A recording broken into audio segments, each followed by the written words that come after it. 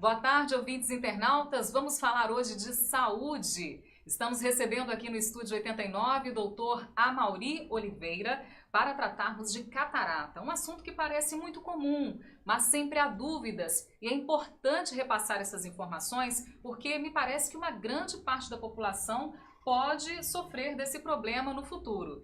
E a minha primeira pergunta já é: a catarata é uma doença da terceira idade, doutora Amaury? Boa tarde. Boa tarde, é um prazer estar aqui, estou muito feliz de estar aqui, poder esclarecer sobre esses assuntos. A catarata é uma doença basicamente da terceira idade.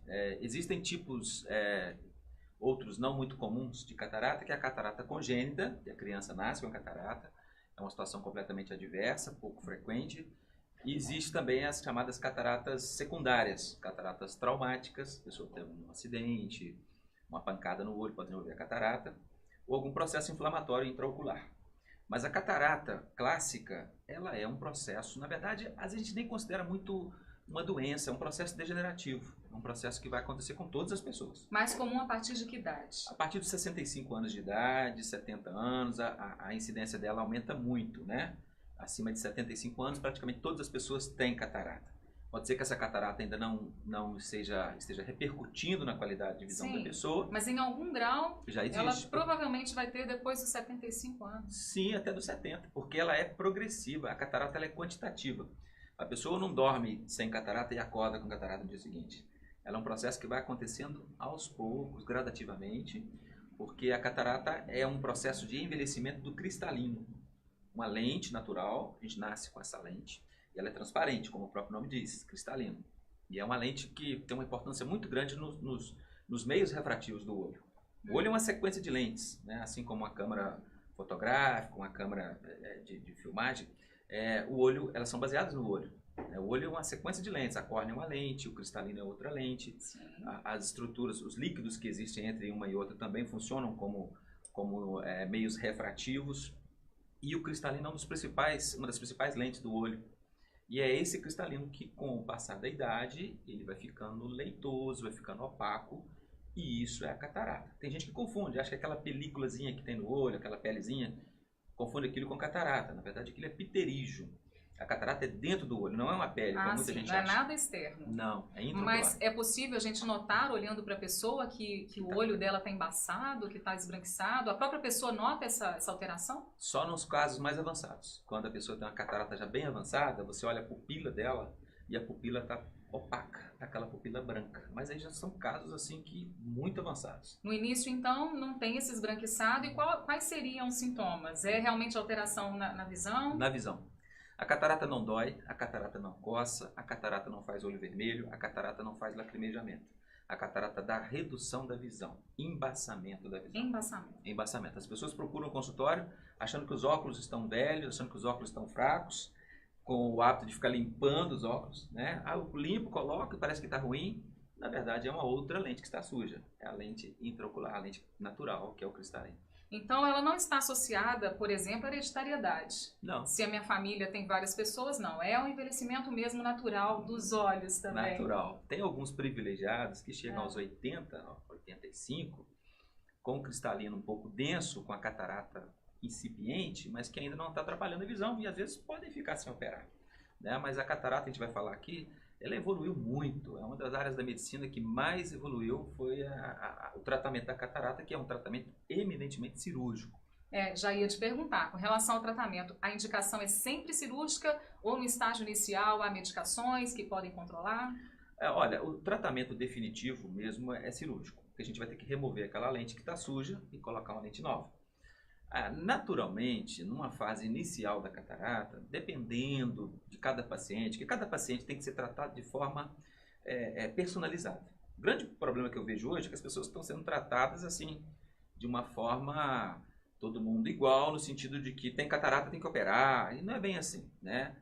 Existem cataratas que não precisam ser operadas. Então, tem pacientes, respondendo a sua pergunta, que estão na fase inicial da catarata, que ainda não tem repercussão na sua qualidade de vida, que não justifica serem operados.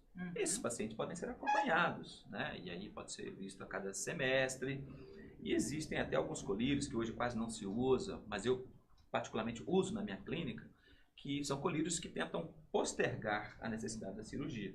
Mas no momento certo, a conduta correta e a conduta que de fato resolve é a cirurgia.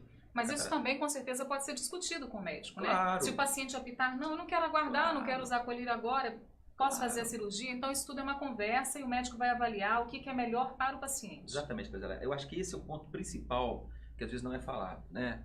As pessoas acham que tem catarata, tem que operar, porque senão eu vou ficar cego, e o médico diz que eu vou perder a visão. Olha, vou ser sincero, isso na maioria das vezes é uma certa pressão. A conduta tem que ser personalizada, o médico tem que ter tempo para conversar com o paciente, né? Às vezes é uma catarata que está começando, não há necessidade de operar, você vai submeter o paciente a um risco desnecessário. Por mais que tenha evoluído a técnica cirúrgica, por mais que hoje a gente tenha equipamentos, insumos de altíssima qualidade, é um procedimento cirúrgico, como qualquer procedimento cirúrgico. Envolve seus riscos, né? Entendeu? Então, por assim, mais que a tecnologia tenha evoluído e tanta gente esteja fazendo, envolve seus riscos e tem que ser tratado com muita seriedade. Com muita seriedade, com muito cuidado, com muita atenção. Não é uma coisa banal, como parece ser para algumas pessoas. Mas, ao mesmo tempo, doutor, as pessoas mais idosas, muitas têm muito medo de cirurgia. Sim. E deixam de fazer a cirurgia por esse receio de perder a visão. Não é assim também, né? Não é assim. E elas estão corretas de pensar assim, porque, olha, corretas no seguinte sentido. De ter a cautela. Sim, de ter a cautela, porque você está mexendo nos órgãos mais nobres do corpo e numa das funções mais importantes, que é a função da visão. A gente relaciona com o mundo, 75% a 80% do nosso relacionamento com o mundo é através da visão. Então, eu respeito a pessoa que chega com medo da cirurgia.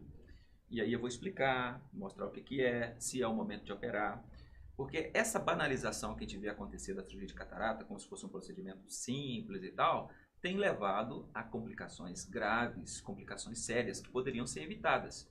E aí levam as pessoas a terem medo. Porque, meu vizinho operou e perdeu a visão, meu vizinho operou e ficou pior. Porque, numa boa parte das vezes, a conduta não foi uma conduta que levasse à redução dessa possibilidade de acontecer esse problema. A cirurgia de catarata hoje, se feita de forma correta, e quando eu falo feita, não é o ato cirúrgico em si. A avaliação pré-operatória bem conduzida, a avaliação pós-operatória bem conduzida, as chances de complicação caíram muito, caíram muito. Hoje, a possibilidade de ter um problema grave operando a catarata de forma correta é muito pequena. E depois da cirurgia, o paciente tem que voltar ao médico várias vezes para ser acompanhado? Sim. Quais são essas complicações? O que pode acontecer se não houver esse cuidado? Exato. Olha, existem protocolos que devem ser seguidos, né? A medicina de boa qualidade, a medicina de excelência, ela trabalha em cima de protocolos, baseado em estatísticas, baseado em evidências clínicas. Então, a gente tem tanto a questão pré-operatória quanto pós-operatória. O paciente não pode chegar e ser operado sem ter uma avaliação correta do olho, uma avaliação correta do seu estado clínico. Há casos em que ele vai ter que aguardar, né? Absoluta certeza. Estabilizar a sua saúde para ir para uma cirurgia, porque é uma cirurgia. É uma cirurgia muito importante. Você mexe num órgão muito nobre. Uhum. O que acontece? E depois? Isso, mas antes disso, em relação à pré-operatória, a gente está falando aqui que a maioria dos pacientes são pacientes de uma certa faixa etária. Idosos. Todo paciente idoso, com raríssima exceção, ele já tem algum descontrole clínico. Ou ele tem uma hipertensão arterial, que é comum, ou ele tem uma diabetes, que precisa ser controlado, ou ele tem outras patologias reumatológicas, uma série de coisas que tem que ser avaliadas no pré-operatório, porque vão repercutir no resultado. Então, se você opera um paciente diabético descompensado, o que eu falo descompensado? É um paciente diabético que não está com a medicação correta, com seu nível de glicemia controlado. O fato de ter o diabetes não impede de operar, desde que esteja clinicamente equilibrado. E o que a gente vê acontecer, às vezes a pessoa opera sem ter visto isso. Ou uma avaliação oftalmológica bem feita. O paciente às vezes tem um glaucoma e não é visto porque a avaliação pré-operatória foi mal feita. Aí depois tem a complicação. Então você aumenta muito a possibilidade de complicação quando você faz uma avaliação pré-operatória a toque de caixa, vamos dizer assim. Certo. Então, assim, essa questão pré-operatória é fundamental. Okay. Vamos para o per-operatório, que é a cirurgia em si, né? A cirurgia em si, que é a grande diferencial nos últimos anos. Eu já faço cirurgia de catarata há mais de 20 anos e peguei a fase em que a cirurgia de catarata ainda era com corte. Você cortava no olho, tirava a catarata inteira, colocava a lente intraocular, dava ponto nos olhos. Era uma cirurgia de altíssimo risco. Eu acredito que tem pessoas que estão nos assistindo que sabem da história que ia ao médico e o médico falava assim, tem que esperar essa catarata madurar mais, amadurecer mais. porque existia um risco maior do que hoje. O índice de complicações era maior por conta dessa técnica. No final dos anos 80, início dos anos 90, e agora mais especialmente nos anos 2000 para cá, a cirurgia de catarata ela evoluiu de forma assim assustadora. A gente hoje faz essa cirurgia com anestesia tópica, que é um grande diferencial também no resultado. Boa Isso parte, significa o quê? Um colírio? Colírio. A gente não tem usa agulha, mais, não tem não tem agulha nada. mais, não tem, e aí você vê, isso tudo vai repercutir no resultado final. Então a gente faz com anestesia tópica. A incisão é o cortezinho que você faz para você ter acesso à catarata. A incisão milimétrica, em torno de 2 milímetros de incisão. E a gente destrói a catarata utilizando ultrassom, uma técnica chamada facoemulsificação. A gente aspira o cristalino sujo, o cristalino que está opaco, e aí implanta a lente. E as lentes também sofreram uma grande evolução. As lentes hoje, em termos de material, em termos de elas promoverem a qualidade de visão final, a gente chama de biocompatibilidade do material da lente. Então isso tudo leva a um resultado final. Então a gente não pode tratar a catarata de uma forma simplista, né? Eu até acho que a necessidade da gente ter nos serviços públicos, né, esse serviço de excelência, em algumas cidades nós temos, a gente gostaria muito que tivesse aqui, já trabalhei no serviço público, porque não justifica, né, a pessoa que tem menos condição financeira não ter acesso a esse tipo a um bom serviço. Então nem sempre você ter uma coisa que vai te oferecer uma coisa barata, existe muito risco de você estar ali comprando, entre aspas, né, um serviço e um produto que vai depois te dar complicação no pós-operatório. E o pós-operatório, faltou a gente resumir aqui para as pessoas a importância dele. Depois da cirurgia, ele é delicado, ele exige muita atenção? Exige, é fundamental, porque aí vai depender também do paciente. Vai depender do paciente, principalmente nos primeiros dias, primeiras semanas, primeiros 10 dias a 15 dias.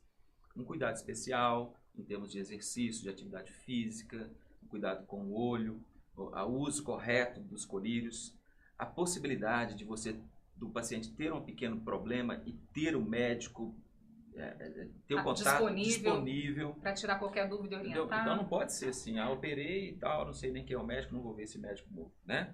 O médico tem que estar disponível.